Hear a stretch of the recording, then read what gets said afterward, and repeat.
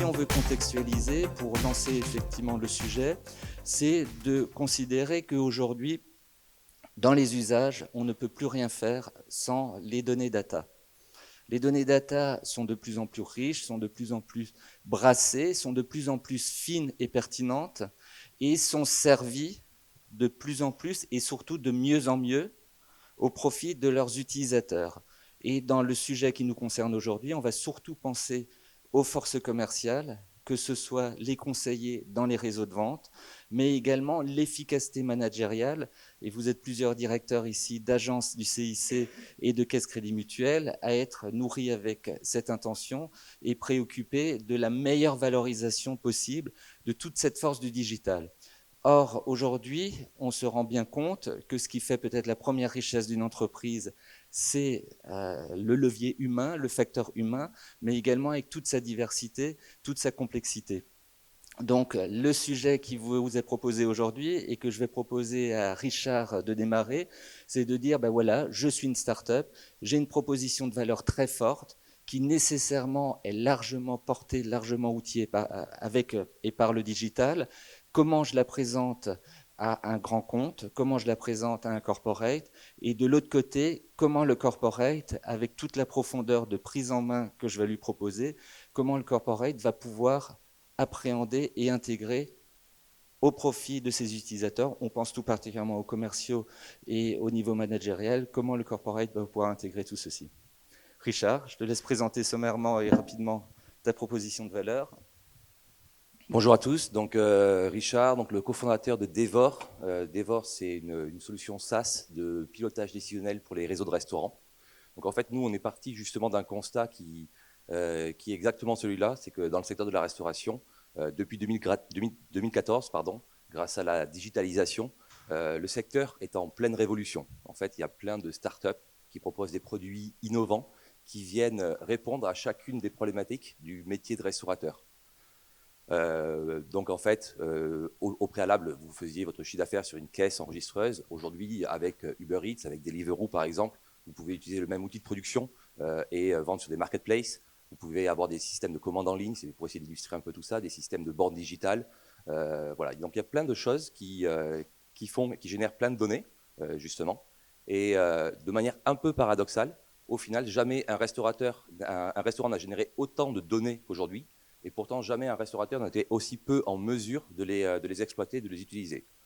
Donc ça, justement, c'est ce que nous, on propose, c'est de venir consolider toutes ces données sur une même plateforme de gestion pour rendre ces données exploitables, utilisables et permettre d'améliorer les performances au quotidien par les différents utilisateurs.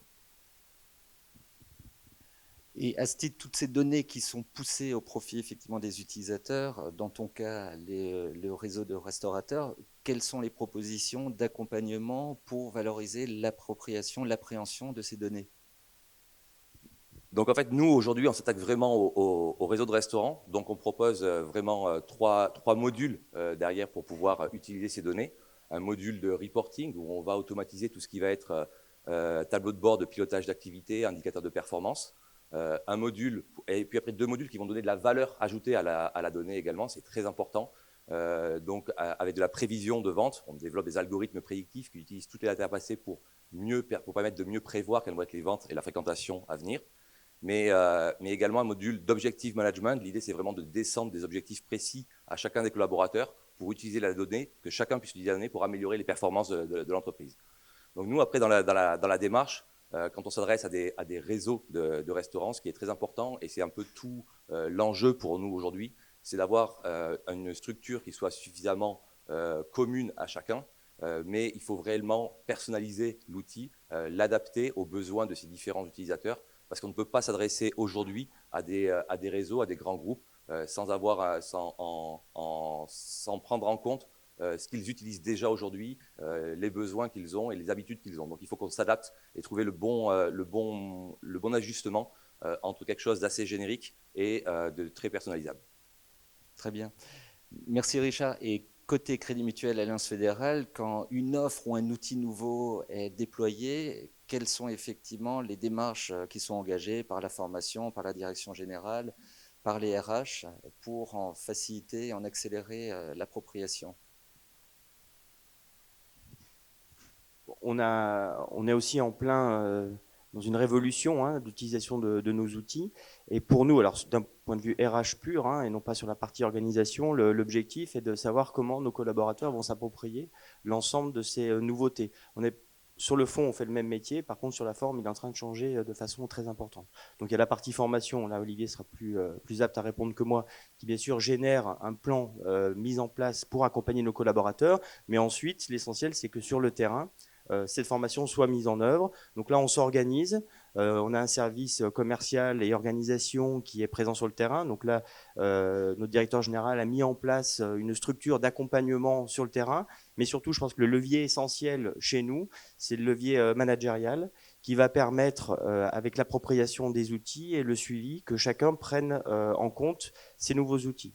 Et l'élément fondamental qu'on a aujourd'hui à mettre en œuvre, c'est surtout le sens qu'on donne à ce qu'on veut faire. C'est-à-dire cette évolution, que chacun de nos collaborateurs la prenne en considération, qu'ils voient où on veut aller, donc fixer des objectifs et qu'ils soient complètement compris, et qu'ensuite, dans la mise en œuvre et l'utilisation des outils, il y ait une pertinence dans tout ce qui est fait au quotidien. Et ça, c'est un travail de longue haleine, notamment dans une structure qui est importante comme une banque, dont le métier n'est pas forcément lié avec une latence quand même qui est très importante par rapport à ce qu'on va mettre en œuvre. Donc l'utilisation au quotidien et les outils de suivi qu'on va mettre en place pour savoir comment l'ensemble des outils sont adaptés est extrêmement important. Et puis ensuite, il y a une autre donnée, mais peut-être qu'on en parlera après, sur les données, la data liée à nos propres collaborateurs. Là-dessus, je pense qu'on en parlera aussi après, mais c'est aussi quelque chose d'extrêmement important. D'accord. Et Alexandre, pour compléter un petit peu les propos d'Alexandre, en matière de formation et d'accompagnement des collaborateurs sur l'évolution digitale, nous, au niveau de la filière de formation du Crédit Mutuel Alliance Fédérale, on travaille sur un périmètre de 55 000 collaborateurs, donc avec des niveaux de connaissances en matière d'acculturation digitale très, très hétérogènes. Et la difficulté pour l'accompagnement, c'est de pouvoir accompagner chacun par rapport à son niveau de départ. Donc on est obligé de travailler sur des systèmes d'adaptative learning, ou avec en matière d'e-learning, un outil qui va s'adapter à la connaissance du collaborateur et faire en sorte de l'accompagner, quel que soit son niveau de départ. La difficulté est vraiment ici. Il faut construire des modules qui s'adaptent à chacun et qui vont évoluer avec les systèmes de questions-réponses, faire en sorte que plus on peut élever le niveau en fonction des bonnes réponses, et si les réponses ne sont pas exactes, l'outil adapte automatiquement les futures questions aux collaborateurs. Et je rejoins quand même Alexandre en disant qu'au quotidien, la clé de voûte de l'accompagnement des collaborateurs, que ce soit en matière de digital ou autre, c'est le manager de proximité.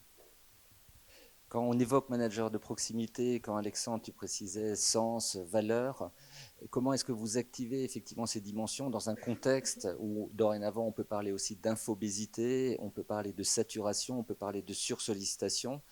Comment est-ce qu'effectivement vous gérez ce contexte qui peut parfois faire contrainte ? On s'appuie sur nos managers de proximité, c'est évident. On avait des outils qui nécessitaient des bases de données très importantes qui faisaient perdre beaucoup de temps à nos collaborateurs. On a commencé à développer un partenariat il y a quelques années avec IBM de façon à utiliser les outils cognitifs. Donc Watson, en l'occurrence, intelligence artificielle, de façon à démontrer la capacité qu'ont ces outils-là à nous apporter des plus en termes de gain de temps.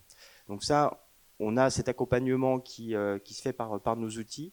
L'accompagnement terrain aussi par nos équipes d'organisation est extrêmement important. Je pense que là, on recentre la place de l'homme aussi par rapport à la machine. Je pense que ça, c'est quelque chose qui chez nous est extrêmement important. Donc ces outils-là, on doit les développer au quotidien. Tout le monde n'est pas au même niveau, tout le monde n'avance pas au même niveau. Nous, on est sur un périmètre de 1340 collaborateurs sur le Crédit Mutuel du Sud-Est. Dans ce contexte-là, tout le monde n'a pas la même capacité à s'adapter, que ce soit d'ailleurs, y compris pour des gens qui, dans leur quotidien, à titre personnel, peuvent utiliser des outils qu'ils n'utilisent pas dans leur contexte professionnel. Ça, c'est extrêmement important. Donc attention aux choses trappes qui consisteraient à dire les plus jeunes vont y arriver facilement et ceux qui ont déjà 20-30 ans de boutique s'adapteront moins facilement. Ce n'est pas tout à fait le cas. Mais l'utilisation au quotidien est extrêmement importante. Il faut faire digérer l'ensemble de cette digitalisation, montrer la pertinence de l'utilisation de ces nouveaux outils. Et à ce sujet, peut-être la vision portée par le groupe et portée par la direction générale. Bonjour à toutes et à tous. Oui, en fait, dans le monde de la banque, on vit une révolution là, depuis quelques temps.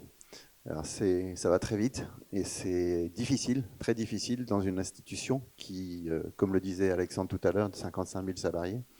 Et donc, évidemment, la force première d'une grosse institution comme ça, c'est pas forcément l'agilité. Et donc, une des difficultés majeures qu'on a, mais on y travaille et je pense qu'on réussit plutôt bien, c'est le choix de toujours s'être appuyé sur le manager de proximité. Pour nous, la clé de voûte du fonctionnement de notre boutique, c'est le manager de proximité, c'est le directeur de la caisse. C'est un vrai patron, un patron de PME. Donc c'est à nous de trouver les outils qui vont bien et c'est là qu'il faut qu'on s'ouvre davantage vers justement les startups qui sont capables de nous apporter des solutions qui vont permettre de mieux utiliser la donnée, de la rendre plus pertinente et surtout de faire en sorte que ces données génèrent des opportunités de contact, des opportunités de vente pour nos collaborateurs. Et c'est ce qu'on fait aujourd'hui avec, c'est vrai, une utilisation de data qui est même encore, je dirais, aux antipodes de ce que certains autres savent faire, mais enfin, on progresse quand même pas mal. Et puis, nos outils nécessitent un temps d'adaptation par nos collaborateurs. On a par exemple décidé depuis quelques temps de complètement abandonner les campagnes commerciales qui faisaient le quotidien dans nos grandes entreprises. Aujourd'hui, c'est fini. Aujourd'hui, on a une approche qui est beaucoup plus personnalisée. Et pour que cette approche personnalisée soit efficace et qu'on réussisse demain à faire en sorte que nos clients aient la satisfaction que vous évoquiez très justement tout à l'heure, eh ben, c'est d'être pertinent quand on va aller vers eux. Et si on veut être pertinent, il faut avoir des données qui soient de qualité et les exploiter de façon la plus efficace possible. Mais clairement, notre organisation, elle est bâtie sur le manager de proximité, donc on a besoin aussi de leur donner les outils.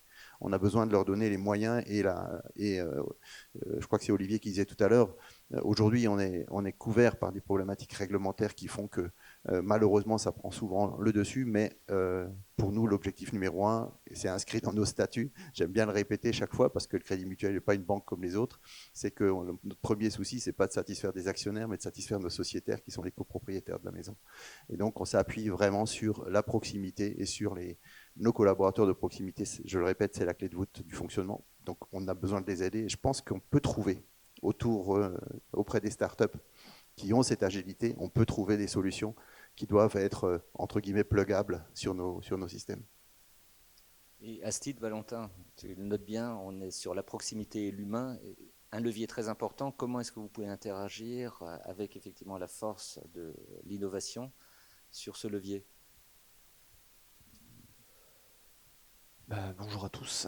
C'est vrai qu'interagir sur la force du coup de l'innovation avec la donnée RH, c'est un vrai sujet parce que nous, enfin en tout cas de mon expérience RH de formation, on avait de la donnée RH qui était un petit peu partout, un peu éparpillée. J'avais ma formation à un endroit, ma paye à un endroit, et c'était pas toujours facile de faire dialoguer tout ça. Et on avait également une enquête d'engagement, souvent qu'on faisait tous les 2 ans, et pareil qui était isolée, déconnectée en fait des autres données qu'on pouvait avoir sur les systèmes RH. Et nous, en tout cas, avec HPI et notre premier module SpeakUp, en fait, on a essayé de développer un outil qui en fait, permet de sonder les collaborateurs déjà sur une temporalité plus régulière, mais surtout un outil en fait, qui est ouvert et qui, dans l'idée, va venir se connecter avec d'autres outils RH déjà en place dans l'entreprise, pour pas que cette enquête qu'on fait une fois de temps en temps soit une donnée satellitaire en fait qu'on va faire une fois puis mettre dans un tiroir à ressortir l'année prochaine, mais pour qu'elle soit intégrée aux stratégies en fait de pilotage de l'entreprise au jour le jour. Et voilà, nous aujourd'hui c'est comme ça en tout cas qu'on voit l'innovation dans la partie vraiment utilisation RH de la donnée, c'est avoir le pouls en fait des collaborateurs, des managers plus régulièrement pour aussi mieux comprendre leurs besoins et mieux répondre à leurs attentes d'accompagnement dans justement tous ces changements, ces transformations qu'on vit aujourd'hui de plus en plus rapidement. Très bien. Donc une proposition forte et messieurs de Crédit Mutuel Alliance Fédérale, on voit effectivement que beaucoup de forces peuvent venir de l'extérieur, en l'occurrence des startups.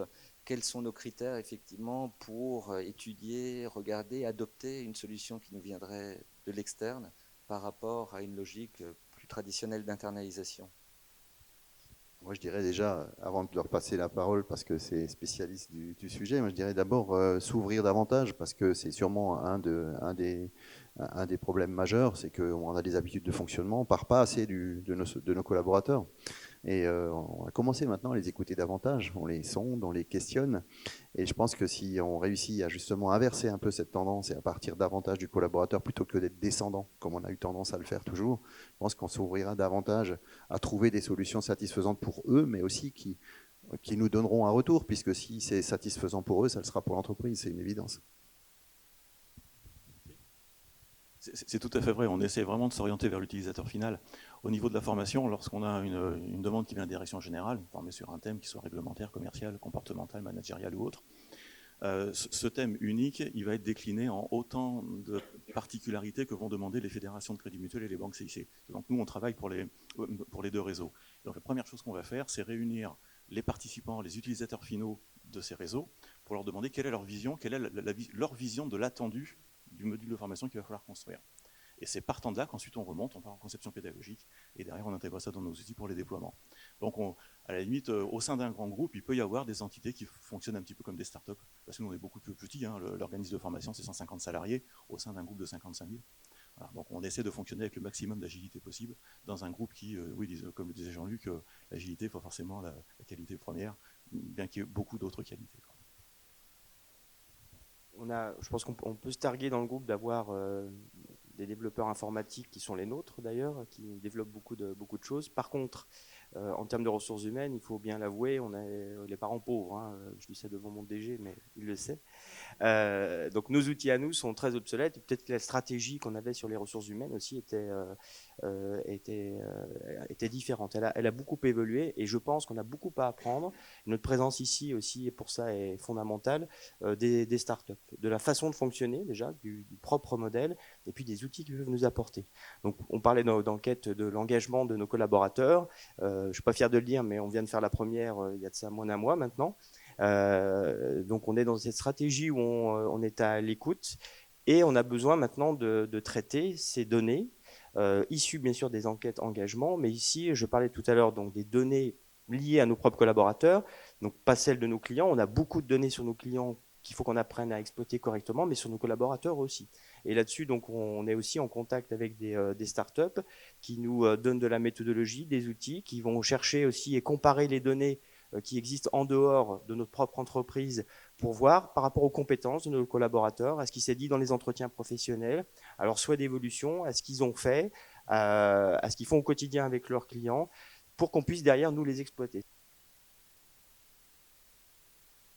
À ce stade, nous avons finalement beaucoup évoqué le sujet des compétences. Tous les regards sont dorénavant, encore plus qu'auparavant, tournés vers les collaborateurs. Le premier levier, effectivement, de développement et de richesse des entreprises. Nous avons aussi évoqué le fait que Crédit Mutuel Alliance Fédérale est largement engagé dans ce processus, profite de ses expertises, profite de ses qualités d'organisation. En face, nous avons évoqué l'agilité des startups, et finalement, d'une certaine manière, des temporalités qui sont différentes entre la capacité à réagir très rapidement d'une start-up et une organisation forte d'un grand groupe qui, bien évidemment, n'est pas suiviste, est observateur, acteur effectif, et qui aujourd'hui est plus sur le niveau, finalement, de l'outil. Tu parlais d'adaptative learning, comment est-ce qu'on peut intégrer l'IA. Si on veut refocuser sur les compétences qui sont portées par les collaborateurs, je vous propose d'engager un sujet peut-être un peu plus prospectif, mais quelles sont les compétences d'avenir que nous souhaitons détecter tous ensemble, que nous souhaitons valoriser, que nous souhaitons accompagner. Et on va profiter, si vous en êtes d'accord, de l'agilité d'une start-up. Et Valentin, effectivement, je te propose d'évoquer quelques points là-dessus. Alors, donc, concernant en fait donc ces sujets des compétences, moi aujourd'hui j'ai pas envie de vous parler donc de hard skill. Hard skill, ça va être peut-être ma connaissance juridique ou ma connaissance vraiment technique d'un métier. Peut-être est-ce que je connais tel type de langage informatique. Il y a vraiment des compétences qu'on appelle les soft skills, qui sont plus des postures, des attitudes, qui vont vous permettre en fait, dans tous les cas, je dirais, d'acquérir de nouveaux hard skills ou de nouvelles vraiment compétences. Et en fait, donc ces soft skills, moi, c'est quelque chose du coup dont je voulais vous parler ce matin, et j'ai fait un petit peu de recherche pour vous, d'où le petit papier que vous excuserez, mais voilà, je voulais rien oublier. Et j'ai été regarder justement plusieurs enquêtes qui ont été faites ces dernières années que ce soit par l'observatoire du groupe Manpower, que ce soit par les Échos Start, que ce soit également le Figaro Magazine ou alors l'observatoire de Pôle Emploi. Et je vous ai proposé, enfin je vais vous proposer en tout cas un petit top 10 des soft skills du coup, qui me paraissent importants aujourd'hui à développer chez vos collaborateurs. Il y a un premier en tout cas qui revient partout, c'est l'adaptabilité. Être capable de s'adapter aujourd'hui dans toutes les situations, c'est une capacité, enfin vraiment quelque chose de précieux chez les collaborateurs. Tout change de plus en plus vite, et la capacité d'être agile et de se dire, bah voilà, je vais accepter en tout cas ce changement et je vais m'adapter, c'est quelque chose d'extrêmement important.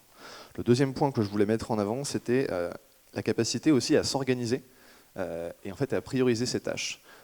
Aujourd'hui, avec cette infobésité dont on parle, on reçoit énormément de choses, et l'ordre en fait dans lequel je vais choisir de travailler va certainement être déterminant en tout cas pour à quel point je vais être efficace, à quel point je vais satisfaire les attentes des personnes en fait qui m'ont sollicité. Il y a un troisième point qui serait l'esprit d'équipe. Et l'esprit d'équipe, c'est plus forcément celui comme on l'entendait à l'époque, parce qu'aujourd'hui, en fait, l'esprit d'équipe, il est plus large que simplement sa propre équipe. On parle aujourd'hui beaucoup de collectif de travail. On travaille en mode projet, souvent, et c'est la capacité à dupliquer en fait, cet esprit d'équipe avec des collectifs de travail sur lesquels on est impliqué régulièrement. Et ça, c'est aussi une compétence très précieuse. J'ai un quatrième point qui est sur l'autonomie. Aujourd'hui, je pense que l'autonomie, la capacité à prendre en charge un projet, c'est vraiment une capacité aujourd'hui essentielle et à travailler, à développer chez les collaborateurs, parce qu'elle permet vraiment, je dirais en tout cas, de donner de la visibilité en fait, aux personnes qui sont également autour de nous et d'être considéré aussi comme un collaborateur qui est fiable. Il y a également le sens des responsabilités, en tout cas, et là c'est vraiment, je pense, la capacité pour un collaborateur de se dire, on revient un petit peu sur la priorisation, mais voilà, je prends un sujet, j'en suis responsable et je le développe, et ça me paraissait aussi très important. Et je vais vous dire, en tout cas sur les derniers points également, la capacité du coup à être créatif et en fait oser proposer. Et ça, c'est pas toujours le cas dans la culture des grands groupes, qui peut parfois être très procédurière. Et c'est aussi là un sujet pour les managers de proximité, d'être sur une posture qui offre la possibilité aux collaborateurs d'être force de proposition sur les sujets sur lesquels il est expert et il peut avoir une valeur ajoutée. La gestion du stress, le travail sous pression. Pour revenir sur l'infobésité, mine de rien, on a tous, je dirais, voilà, des emplois du temps très chargés et beaucoup de travail. Et la capacité à se poser, à toujours rester calme, c'est également quelque chose qui permet de mieux gérer les choses au jour le jour. Et les deux dernières, en tout cas moi, qui m'ont paru les plus importantes, ce serait la capacité à apprendre. Et là, la capacité vraiment à apprendre, on parle vraiment là d'une posture, c'est je suis ouvert vraiment à ce nouveau sujet et on vient rejoindre l'adaptabilité que j'évoquais en premier point. Et il y en a une dernière moi, qui m'a plu, que j'ai envie de mettre en avant, c'est l'optimisme. Je pense que l'optimisme, c'est une vraie qualité à développer chez vos collaborateurs parce qu'elle est communicative et elle permet voilà, je dirais à tout le monde d'être justement dans cette bonne dynamique pour travailler, pour développer voilà, de nouvelles compétences et de nouvelles manières de travailler. J'avais également quelques compétences moi, qui m'intéressaient, qui venaient des startups et dont vous pouvez vous inspirer. Et ça c'est pareil, je me suis également basé sur une étude. En fait, nous, quand on a monté une start-up, on nous conseille de valoriser plusieurs éléments. Et l'un de ces éléments, c'est par exemple être capable d'innover avec un budget minimum. Ça paraît pas grand-chose, mais nous en start-up, c'est vrai qu'on est un petit peu contraint par tout ça. Et donc quand on se pose la question de faire des nouvelles choses, et de toute façon, il faut qu'on fasse avec les moyens du bord. Et ça, c'est une vraie qualité qui est transposable à vous dans les grands groupes, d'être capable de se dire, voilà, là, j'ai peut-être pas forcément de moyens, j'ai peut-être pas forcément le temps d'attendre tout le processus d'escalade décisionnelle. Comment je fais, comment je peux me débrouiller, comment je trouve ce qu'on appelle des workarounds en start-up, comment je vais trouver voilà, un chemin détourné pour arriver quand même à faire ce que je voulais faire. En start-up, on dit également qu'on ne se remet pas en question, on pivote. Et ça, je trouve également que c'est une posture qui est intéressante pour se dire que voilà, quand peut-être voilà, je rencontre un problème, je ne vais pas voilà, me remettre en question moi, je vais voilà, peut-être changer mon fusil d'épaule et je vais pivoter. Et ça, je trouve que c'est aussi une posture intéressante à faire travailler chez vos collaborateurs. Il y en a une troisième qui est l'obsession de l'expérience utilisateur. Nous, en start-up, on se met toujours dans la peau de nos clients, systématiquement. Et j'essaie de faire toujours preuve de bon sens un maximum en me disant voilà, si j'étais à la place de mon client, qu'est-ce qu'il va en penser? Et ça me paraît très important aussi comme compétence, en tout cas à encourager, à développer auprès de vos collaborateurs. Il y a également être en veille permanente sur les nouvelles technologies. Et ça, c'est pour rejoindre voilà, ces cycles d'innovation très rapides.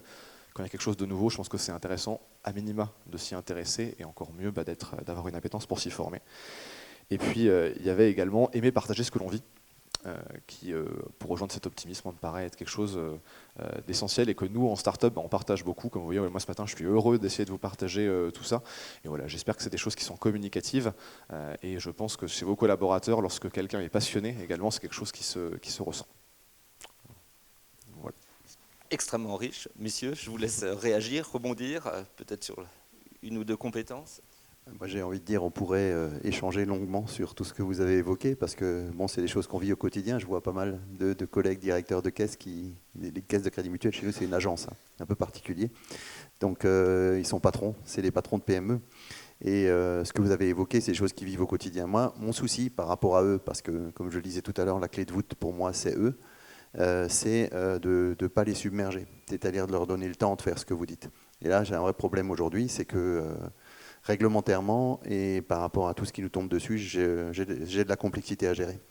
Mais je vous entends complètement et je suis complètement en phase avec ce que vous dites. C'est trouver, mettre beaucoup de sens dans ce qu'on fait, c'est donner l'impulsion, donner cette motivation et de l'optimisme. Il faut de l'optimisme dans une entreprise. Sans optimisme, on n'avance pas. Et je le vois bien, hein, quand les managers de proximité sont optimistes, ça avance mieux. Quand ils le sont un peu moins, c'est plus difficile.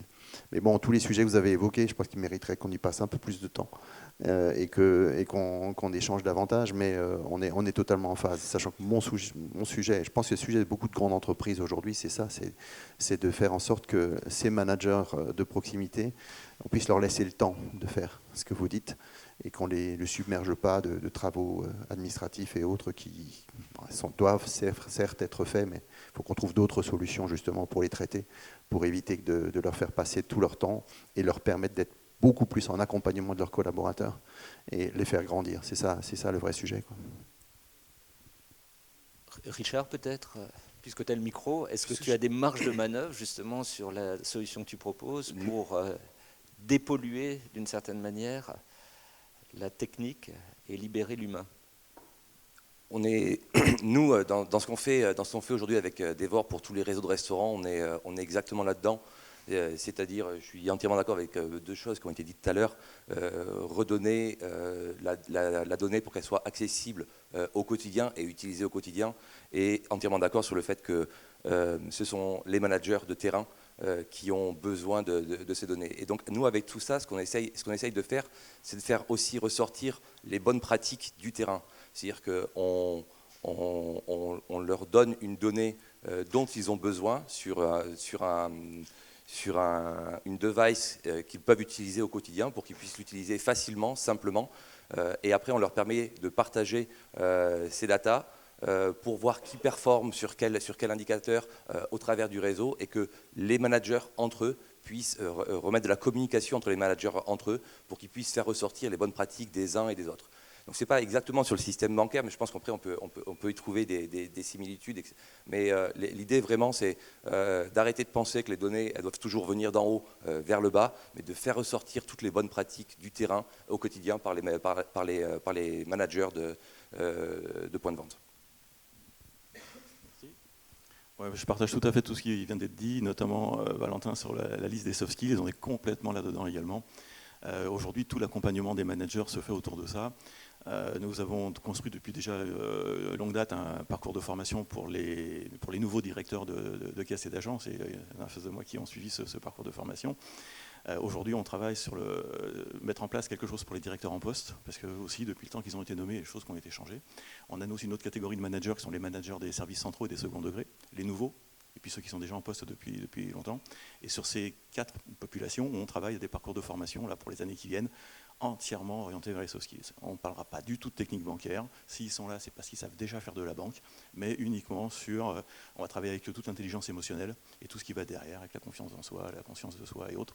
Et tout ça sera le fil rouge sur les parcours de formation qu'on va donner à nos futurs managers. On revient toujours sur eux, mais si on veut que les équipes sur le terrain, qu'elles soient en services centraux ou qu'elles soient en agence bancaire, s'approprient les nouvelles méthodes et les nouvelles compétences dont ils vont avoir besoin, il faut que les managers sachent piloter ceci. Donc vraiment, il faut commencer par le niveau. Juste pour compléter, en vous entendant, Valentin, j'avais l'impression, je me disais finalement, on est nous-mêmes une start-up, hein, parce que tout ce qui est autonomie et responsabilité, ça intègre notre modèle organisationnel, coopératif, mutualiste, hein, parce qu'on part nous aussi des besoins de nos clients, parce que là-dessus on a nos élus des caisses, donc nos clients qui nous font remonter ces desiderata et qu'on transforme ensuite en offre, hein, pour nos clients. Sur les compétences, il y a parfois des injonctions paradoxales, c'est-à-dire qu'on nous dit il faut avoir des compétences techniques très fortes, parce que c'est là-dessus que finalement demain nos clients vont nous attendre. À côté de ça, les outils technologiques vont permettre aux clients d'avoir un niveau d'information au moins égal, parfois supérieur à ce qu'on peut demander à nos collaborateurs, parce qu'on a une gamme, une palette de produits et services qui est extrêmement large, et donc c'est sur les compétences comportementales qu'on va devoir agir. En fait, il faut qu'on ait tout ça dans la besace, qu'on fasse monter les compétences. Et on change aussi notre logiciel par rapport à l'appréhension en termes de recrutement qu'on va avoir des collaborateurs, parce que on raisonnait beaucoup sur un niveau d'études. Aujourd'hui, est-ce que c'est encore complètement pertinent? C'est pas que ce soit plus du tout pertinent, ça le reste quand même un peu. Mais malgré tout, il faut faire autre chose. Et à titre d'exemple, on est en train de travailler avec Pôle emploi qui a mis en place dans chaque département une structure pour des gens qui n'ont pas forcément de diplôme, des fois qui n'ont même pas le niveau bac, qui ne travaillent que sur les compétences par rapport à un métier qu'on leur demande d'analyser chez des gens qui sont en recherche d'emploi. Et on peut trouver dans ce cadre-là des gens qui vont avoir des compétences personnelles, une capacité de s'adapter, surtout, c'est ça qu'on va rechercher, qui sera importante. Et il y a de très belles surprises quand on travaille dans ce cadre-là. Très bien. Donc une vraie ouverture qui prend vraiment pour boussole l'humain. Je veux juste revenir sur un des points que tu as souligné, Valentin, qui est d'avancer de manière frugale, parce que la start-up est contrainte par ses moyens, mais finalement c'est nourricier pour la créativité, pour l'agilité. Comment est-ce qu'un grand groupe peut souhaiter ou non avancer effectivement de manière frugale pour stimuler effectivement l'accélération un peu en mode projet?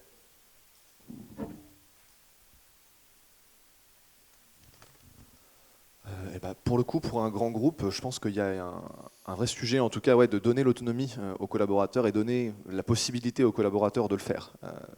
On a beaucoup de charges de travail, parfois très processées, parfois très cloisonnées ou silotées, comme on dit. Et je pense que voilà, pour innover en mode projet, il faut déjà donner aux collaborateurs l'information. Et l'information, c'est vrai qu'aujourd'hui passe beaucoup par la donnée, mais c'est lui donner en tout cas la vision et lui donner peut-être l'opportunité de lui-même de faire peut-être des recoupements, de se dire ah tiens, plutôt qu'utiliser peut-être un prestataire extérieur, je pourrais peut-être utiliser tel service ou faire appel à des compétences en interne. Et c'est, je pense, lui donner déjà un premier niveau de connaissance qui va lui permettre pourrait peut-être faire de se projeter. Et ça, pour moi, c'est l'étape, à mon avis, le socle nécessaire pour permettre, en tout cas, à un grand groupe de travailler de façon plus agile. C'est ce partage des connaissances et de l'information. Parfait. Bon, je vois l'heure tourne. Désolé, messieurs, parce que c'est extrêmement passionnant et vous nourrissez bien le débat. Je vous propose de conclure pour vous laisser la parole si vous voulez engager un petit échange d'une dizaine de minutes. Et je vous propose, messieurs, de conclure de manière extrêmement pragmatique, puisque vous allez chacun regagner vos activités respectives.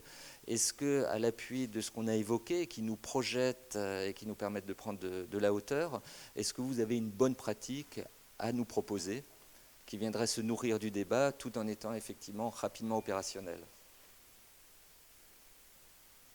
Moi j'en aurais une. Je pense qu'aujourd'hui il y a vraiment un point clé qui peut lier, en tout cas le sens de mon intervention, c'est je pense que la coopération aujourd'hui c'est un vrai sujet fort, transverse, qui peut toucher l'ensemble des collaborateurs, l'ensemble des managers. C'est se dire que je coopère, c'est être toujours dans une posture ouverte aux autres, ouverte à l'innovation, adaptable. Et je pense que lorsqu'on encourage et qu'on développe la coopération entre ces collaborateurs, ça permet, à mon avis, en tout cas, ça renforce beaucoup de choses. Moi, il y a beaucoup de choses à retenir par rapport à ce qu'on a vu. Il y a une chose qui me paraît être importante pour moi et qui est essentielle, que je dois essayer de faire transpirer au travers de mes interventions tout au long de l'année, c'est l'optimisme. Et cet optimisme, il est fondamental pour pouvoir faire tourner n'importe quelle entreprise, parce que c'est l'optimisme, encore une fois, du manager de proximité qui va permettre globalement à l'ensemble de son équipe de progresser. Et moi, je veux continuer de travailler là-dessus, On avait hier soir une belle fête, juste à côté, là. On a fêté nos 50 ans du Crédit Mutuel du Sud-Est. Et je pense que de cette soirée a ressurgi un élan d'optimisme qui me paraît être intéressant. Et moi, personnellement, maintenant, je vais rebondir là-dessus. Et puis, on aura l'occasion d'en parler avec tous mes managers de proximité. Et j'aimerais qu'eux aussi aient la même attitude vis-à-vis de leurs collaborateurs. Je crois que quand on parlait de collaboration, il faut aller jusqu'au bout. Et dans les deux sens. Moi, si je devais soulever juste un point, ça va être mon passé de restaurateur qui ressujet, mais c'est la notion de service, d'être au service de ses collaborateurs, au service de ses clients, pour les mettre dans les meilleures dispositions pour être mis en avant et se sentir bien. En revenant sur tout ce qu'on s'est dit, si on veut avoir des collaborateurs qui soient autonomes, qui soient responsables, qui soient engagés, moi, la bonne pratique, c'est qu'il faut donner du sens à leur travail. Heureusement, il n'y aura pas de redondance, je craignais ça en passant en dernier. Vous l'avez compris, on s'appuie sur nos managers de proximité. Et pour ça, pour moi, ce serait au quotidien l'exemplarité, dans le sens donner l'exemple. C'est-à-dire pratiquer soi-même, continuer à faire ce qu'on demande à ses collaborateurs de faire, notamment l'utilisation de ces nouveaux outils, de cette nouvelle méthodologie de traitement de l'information et notamment de relations avec nos clients. Bonjour, merci pour la richesse de vos interventions. Moi j'ai une question qui est volontairement un petit peu poil à gratter. Quid du conseiller bancaire? Vous avez beaucoup parlé de vos collaborateurs et pour les personnes du Crédit Mutuel. Nos deux entrepreneurs ont beaucoup parlé de l'obsession du service client. Qu'est-ce qu'on fait en fait de ces 100 000, 120 000 conseillers bancaires? Vous parlez d'optimisme. Tous les 2 mois, on a une banque qui licencie des conseillers bancaires. Demain, en fait, que vont faire ces gens et quelle est la place qu'ils vont avoir par rapport à leurs clients?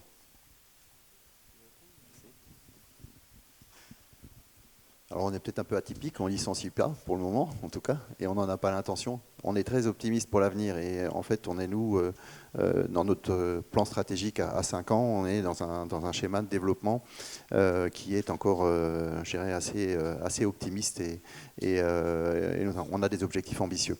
Ce qu'on fait, nous on est intimement convaincus, c'est pas vrai de toutes les banques, loin s'en faut, on est intimement convaincus de la valeur ajoutée de nos conseillers. Mais cette valeur ajoutée, et Alexandre l'a très bien dit tout à l'heure, elle ne sera pas uniquement dans la compétence et dans la technicité, parce que c'est vrai que les informations, vous en trouvez partout aujourd'hui, et à la limite, je peux me passer de mon conseiller d'une certaine manière. Sauf qu'en réalité, quand je dois décider, je ne peux pas très bien m'en passer, parce que j'ai besoin justement de cette confiance, j'ai besoin d'avoir quelqu'un qui va me valider mon choix et qui va me permettre de m'aider. Alors, ce qui va être essentiel pour nous, mais on y travaille depuis de longues dates, c'est pas depuis aujourd'hui, c'est qu'il faut qu'on soit davantage en proactivité, qu'on aille vers nos clients, qu'on soit force de proposition. Et là, on revient à la connaissance des outils, la data, la connaissance du client, proposer la bonne offre, le bon produit au bon client. Ça va être un pari fondamental. Et c'est pour ça que je disais tout à l'heure, on est totalement sortis, nous, de l'idée de faire des campagnes commerciales. Pour nous, c'est terminé, c'est derrière nous. On est dans un schéma de connaissance du client, et dans un schéma qui doit permettre à nos conseillers d'amener de la valeur ajoutée, c'est-à-dire de vraiment apporter le service attendu par le client. On avait tendance à faire les choses à l'envers. Avant, on disait toujours, un client, il a besoin de ça, il a besoin de ça, il a besoin de ça. Non, c'est pas comme ça. Le client, il faut qu'on comprenne ce dont il a besoin et ce n'est pas nous qui devons décider ce dont il a besoin. Et ça, je pense que si on réussit ça, c'est-à-dire qu'on fasse en sorte que nos clients achètent nos produits et plutôt qu'on les vende, là on aura gagné. Mais dans notre schéma à nous aujourd'hui, on n'est pas du tout sur des plans de licenciement. C'est vrai que ça va à l'encontre de tout ce qui se passe dans le monde bancaire. 50 000 suppressions d'emplois depuis le 1er janvier en Europe. C'est dire que c'est un peu une sidérurgie aujourd'hui. Bon, allez, on touche du bois, hein, mais on n'est pas du tout dans ces schémas-là. Merci. Et peut-être pour renforcer les propos de Jean-Luc, on en est tellement persuadé qu'on vient de créer notre propre CFA, notre propre centre de formation des apprentis, qui nous permet aujourd'hui de délivrer des licences professionnelles, de délivrer des masters à des étudiants qui seront formés à nos méthodes, à nos outils, à nos produits, à nos valeurs. Comme quoi, on est persuadé qu'on aura encore besoin de conseillers clientèle particuliers et professionnels dans les années à venir. Donner la parole à Alexandre, je rajouterai une chose, c'est que notre choix stratégique, c'est de sortir de nos métiers traditionnels sans les oublier. C'est-à-dire, pour faire de la banque, il faut faire du crédit, il faut faire de l'épargne. Mais nous, notre objectif demain, pour être désensibilisé de ces problématiques de marge, qu'on ne va pas refaire. Hein. Aujourd'hui, le marché, ils sont ce qu'ils sont, les marges, on n'en fait plus ou très peu. Notre objectif à nous, c'est la diversification. qu'on a entamé il y a 30 ans avec l'assurance, puis la protection du domicile, puis la téléphonie, etc. Demain, on a l'intention de faire beaucoup d'autres choses encore. On considère que la confiance qu'apporte le client, qu'apporte le conseiller à son client, c'est un élément fondamental pour pouvoir lui proposer d'autres services. Alors, je ne dis pas qu'on va forcément faire des marketplaces, mais je pense qu'on est légitime et en mesure de proposer des produits supplémentaires, des services supplémentaires à nos clients qui vont nous permettre, comme je disais tout à l'heure, d'être moins sensibles à la problématique de la banque en tant que telle, parce que ce que regarde aujourd'hui la majorité des banques, c'est comment est-ce que je vais m'en sortir avec une marge aussi faible. Si je regarde par là, je commence à dire il faut que je ferme des agences, il faut que je licencie du monde. On a pris les choses à l'envers, on dit qu'est-ce qu'on peut faire de plus pour servir nos sociétaires et faire en sorte que demain, nos collaborateurs aient toujours du job. Un dernier mot, on est très optimiste, mais on garde les yeux grands ouverts quand même. Parce qu'on essaie de mettre en place l'offre relationnelle qui fait que nos clients et futurs clients auront envie d'avoir ce contact humain. Ceci dit, on le voit dans certaines grandes banques, on crée des agences virtuelles, c'est-à-dire qu'il n'y a plus de contact physique, mais c'est des agences qui existent réellement avec des conseillers, un manager de proximité de ces conseillers qui ne voient plus leurs clients. Donc certains font des choix complètement différents. C'est à nous d'apporter une offre qui fera qu'on donnera encore envie aux gens de venir nous voir. Autrement, on peut scier la branche sur laquelle on est assise. Donc c'est une vraie question quand même de la position du conseiller bancaire. Nous, on a fait un choix qui est le choix de placer l'homme au centre de cette relation. Ce n'est pas le choix que font tout le monde.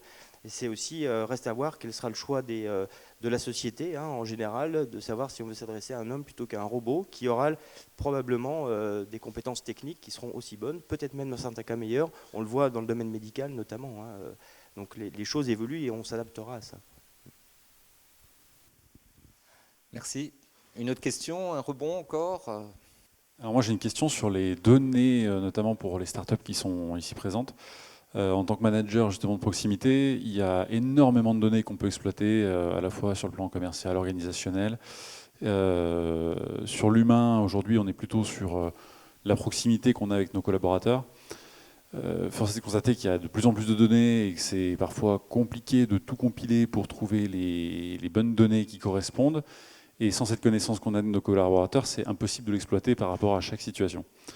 Et comment justement vos solutions que vous mettez en œuvre et celles que vous recherchez pourraient justement nous aider à avoir à la fois une approche d'exploitation de données sur le plan pur et d'adaptabilité sur la partie humaine des collaborateurs. Comment justement croiser ces données pour que la donnée pure ne nous remplace pas, mais en tout cas nous aide à accompagner et à gagner du temps dans notre quotidien.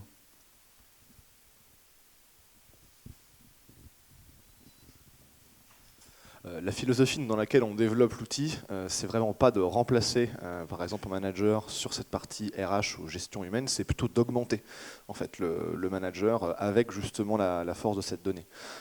Nous, pour SpeakUp, par exemple, en quête d'engagement, aujourd'hui, jusqu'à maintenant, c'était un processus qui se passait entre peut-être le service RH et les collaborateurs, où le manager n'était pas forcément en fait impliqué ici dans ces sujets.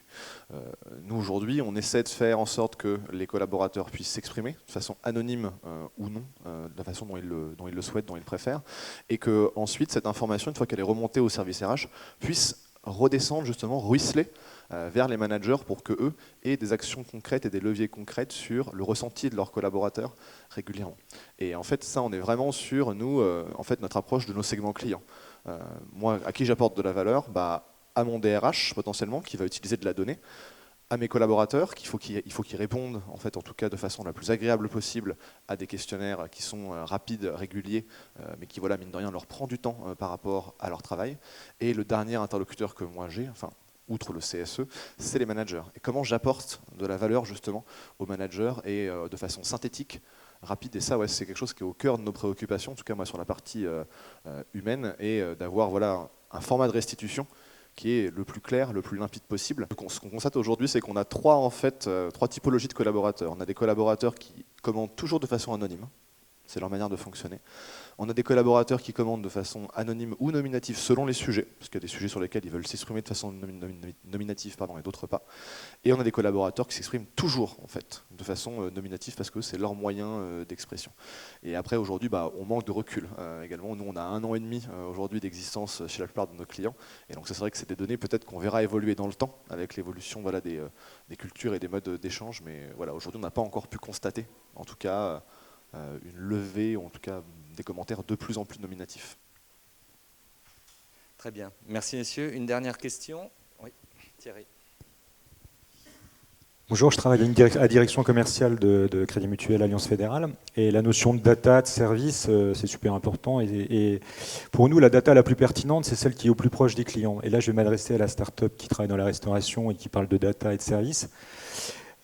Nous, comment on peut encourager encore plus les collaborateurs au plus proche des clients de saisir la data qui sera certainement celle qui sera pour plus avoir tous les logiciels, les outils d'identification d'opportunités pertinentes. C'est quand le client nous donne des informations qu'on est sûr d'à peu près de ne pas trop se tromper. Et vous, au niveau des restaurants, c'est pareil, les goûts sont tellement différents que comment vous encouragez? Alors, est-ce que vous avez une démarche, des outils qui peuvent encourager les restaurateurs qui travaillent avec vous à saisir le plus régulièrement possible cette information au plus proche du client? Nous, en fait, on n'est pas du tout dans cette problématique-là, mais par contre, c'est un vrai problème. C'est-à-dire que avant de traiter la donnée, il faut que cette donnée elle soit générée. Et ça, c'est plutôt le job sur lequel on s'appuie de toutes les startups qui sont en train de se développer autour de nous. C'est eux qui amènent des solutions innovantes. Dans la restauration, par exemple, le meilleur exemple, c'est la saisie des achats de matières premières, qui a toujours été un énorme problème parce que ça représente une part variable hyper importante dans un restaurant. Il n'y a aucune visibilité puisque toutes les commandes étaient toujours passées par téléphone, etc. Aujourd'hui, c'est parce qu'il y a des startups qui proposent des solutions innovantes qui permettent de pouvoir saisir les commandes en direct sur une application qui permet de générer cette donnée et nous, après, derrière, de la traiter. Mais c'est une vraie problématique, parce qu'avant, je travaillais sur un système où, justement, on demandait aux gens de saisir cette donnée-là, et c'était quelque chose qu'on n'avait jamais réussi à faire en 10 ans, au final. Et au final, comment on y a répondu, enfin, comment les startups sur lesquelles on s'appuie y ont répondu, en apportant une solution qui soit proche de son utilisateur. C'est-à-dire qu'avant, pour être plus précis, avant on leur demandait de repasser derrière un bureau, d'ouvrir un ordinateur et de saisir leurs commandes, ce qu'ils n'avaient pas l'habitude de faire et ce n'était pas leur mode de fonctionnement au quotidien. À partir du moment où on leur a permis et on leur permet de s'intégrer directement et de faire ça directement sur leur téléphone ou sur une tablette, sur leur lieu de travail sans avoir à se déplacer, et bien là on arrive à récupérer cette donnée. Mais c'est un vrai problème. Très bien, on a beaucoup parlé d'engagement, on va tenir le nôtre, il est 10 heures. Merci messieurs pour cette intervention d'une grande richesse.